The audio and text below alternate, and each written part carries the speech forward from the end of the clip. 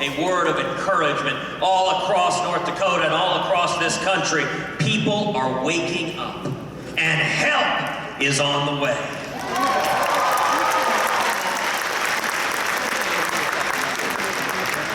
This election is going to focus on three critical issues: jobs, freedom, and security.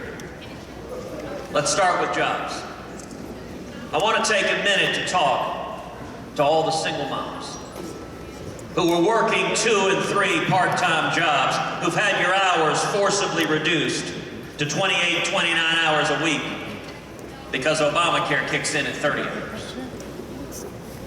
I want to talk to all the truck drivers, all the mechanics and electricians and plumbers, all the union members, all the men and women with calluses on your hands, who've seen your wages stagnating year after year after year. Cost of living keeps going up, and yet somehow the paycheck doesn't seem to keep pace with it. I want to talk to all the young people coming out of school with student loans up to your eyeballs, scared. Am I going to get a job? What does the future hold for me? We've seen for 7 years across this country economic stagnation, and the media tells us this is the new normal. This is as good as it gets. Well, let me tell you something the state of North Dakota knows. That is an utter lie.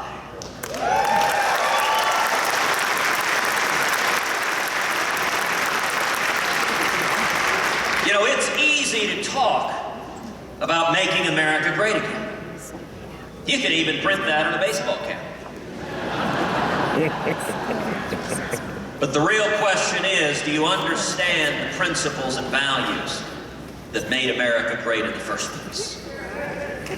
The heart of our economy is not Washington, D.C. The heart of our economy is small businesses all across the United States of America.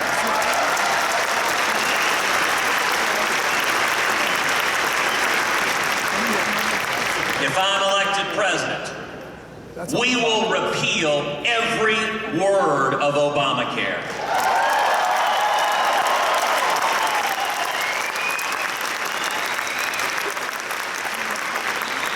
We'll pass common sense health care reform that makes health insurance personal and portable and affordable and keeps government from getting in between us and our doctors.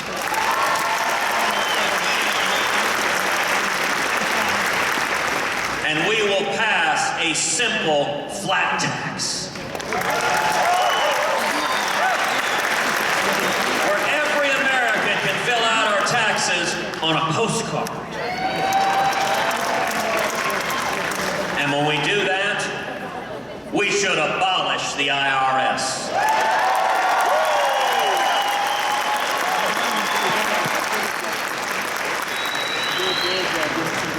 We're going to rein in the EPA.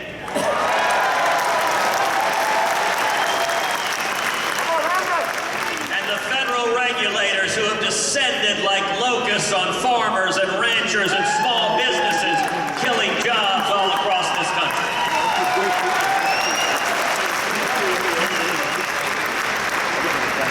To the farmers and ranchers here, I represent Texas, a great agricultural state. And as president, I will rescind the waters of the United States rule.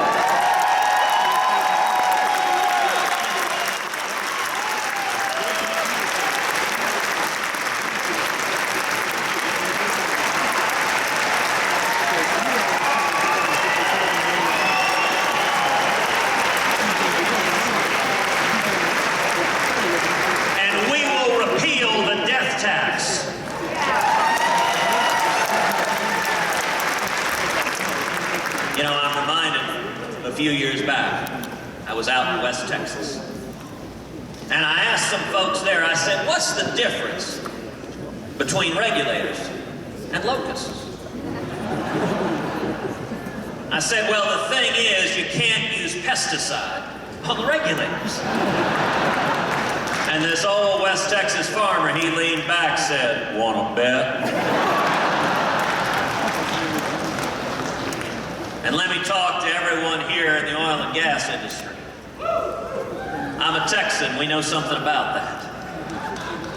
North Dakota has risen as a powerful energy haven, and we are going to keep the federal government the heck out of the way and develop our resources here in the United States of America.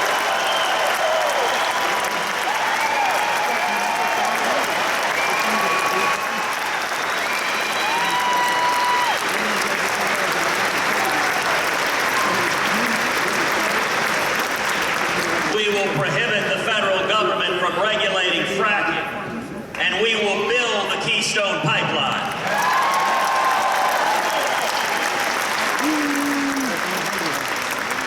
And we're going to stop amnesty and secure the borders and end sanctuary cities and end welfare benefits for those here illegally.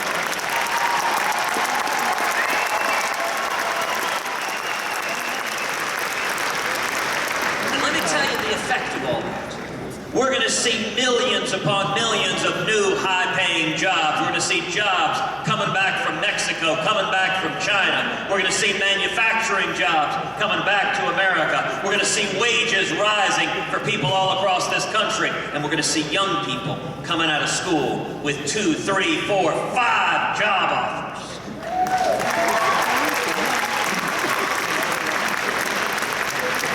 We'll see morning in America again. The second critical issue in this election is freedom. You know, just a few weeks ago, with the passing of Justice Scalia, it underscored the stakes of this election. It is not one, but 2 branches of the federal government that hang in the balance. We are one liberal justice away from a radical 5-justice majority, the likes of which this country's never seen. We are one justice away from the Supreme Court effectively stripping religious liberty from Americans all across this country. We are one justice away from the court effectively erasing the Second Amendment from the Bill of Rights. And we are one justice away from the Supreme Court making us subject to the World Court and the United Nations and international law and giving up U.S. sovereignty. Now, you know, 2 debates ago, we were all asked a question about religious liberty in the Supreme Court. And Donald Trump turned to me and he said, "Ted, I've known a lot more politicians than you have." Well, in that, he is correct. Donald has been supporting liberal Democratic politicians for 40 years. I have no experience doing that.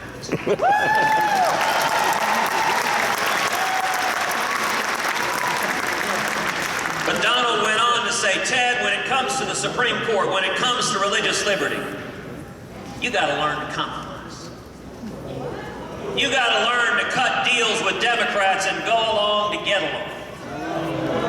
Well, let me be very, very clear to the men and women of North Dakota. I will not compromise away your religious liberty.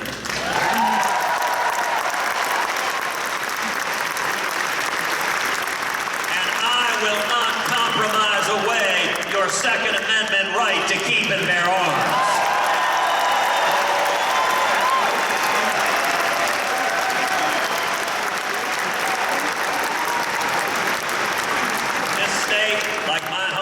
Texas, we define gun control as hitting what you aim at.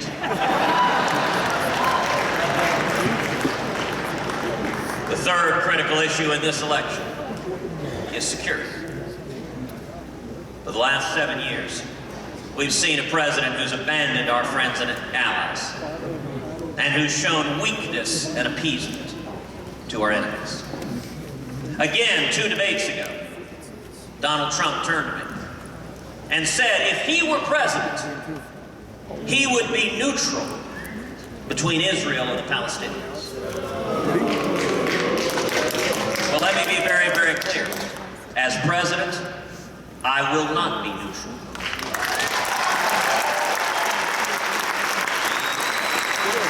America will stand unapologetically with the nation of Israel.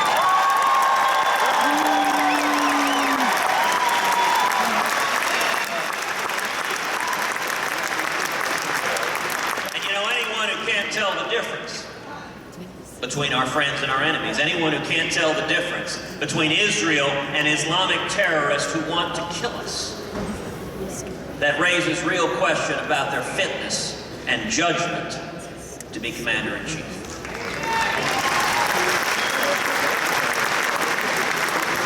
For 7 years, we've seen our military weakened. We've seen readiness undermined. We've seen morale of the troops plummeting. And you know, as a nation, we've seen this before.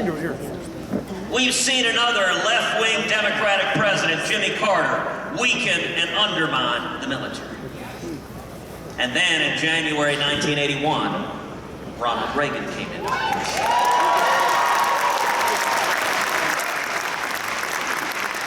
And what did Reagan do? Reagan cut taxes, he lifted regulations. We saw millions and millions of new jobs that generated trillions of new government revenue, and he used that revenue to rebuild the military, and we bankrupted the Soviet Union and won the Cold War.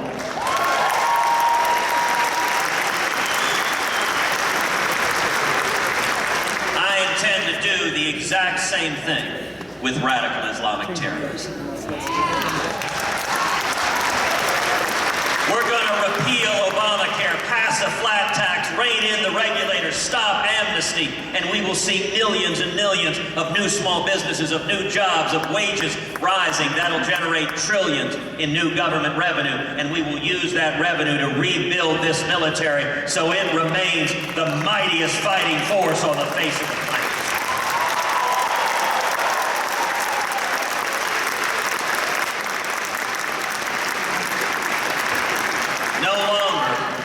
Will our military be governed by political correctness?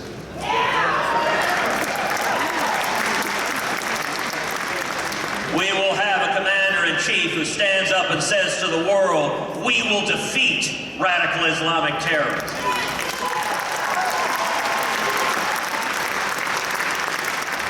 We'll have a president willing to say the words, radical Islamic terrorism.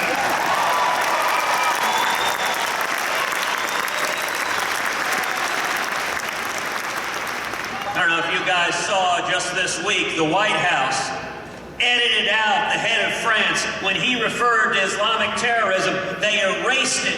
What on earth is happening when France is tougher militarily than the United States of America?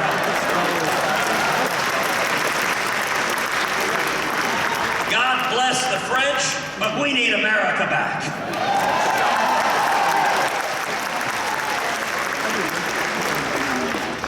One of the most shameful things we've seen in the last 7 years has been this president sending our fighting men and women into combat with rules of engagement so strict that their arms are tied behind their backs, that they cannot fight, they cannot win, they cannot defeat the enemy.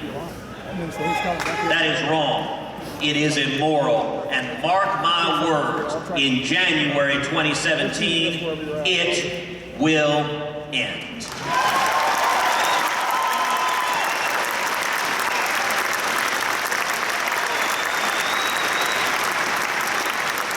America has always been reluctant to use military force. We are slow to anger. But if and when military force is needed, we should use overwhelming force, kill the enemy, and then get the heck out.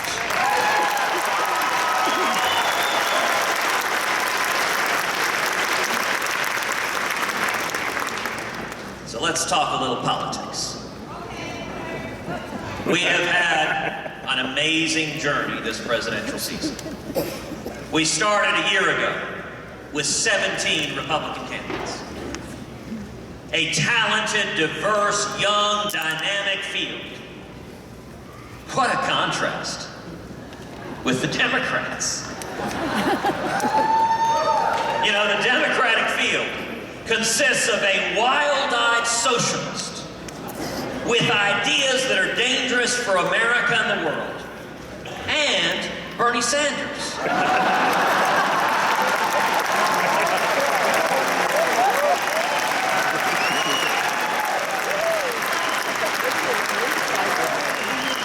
And yet what we've seen happen over the course of the year is the primary's done what primaries are supposed to do. It's narrowed the field. At this point, there are two candidates and only two candidates who have any plausible path to winning the Republican nomination, me and Donald Trump. Well said. And what we're seeing happening here in North Dakota and across the country is we're seeing the 65 to 70% of Republicans who understand that nominating Donald Trump would be a train wreck, that nominating Donald elects Hillary Clinton, that Hillary wins by double digit. Let me tell you, if Hillary Clinton is the next president, it is catastrophic for this country. If Hillary is the next president, we lose the Supreme Court for a generation. We lose the Bill of Rights. Our kids are buried in trillions more in debt. We are trapped in stagnation, and mark my words, if Hillary is the president, the federal government is coming after the energy industry and looking to shut down fracking all across this country. That is coming if Hillary is president. And if we nominate Donald Trump, it hands the general election to Hillary Clinton with a big silver bow. He loses by double digits. Let me tell you, I beat Hillary Clinton.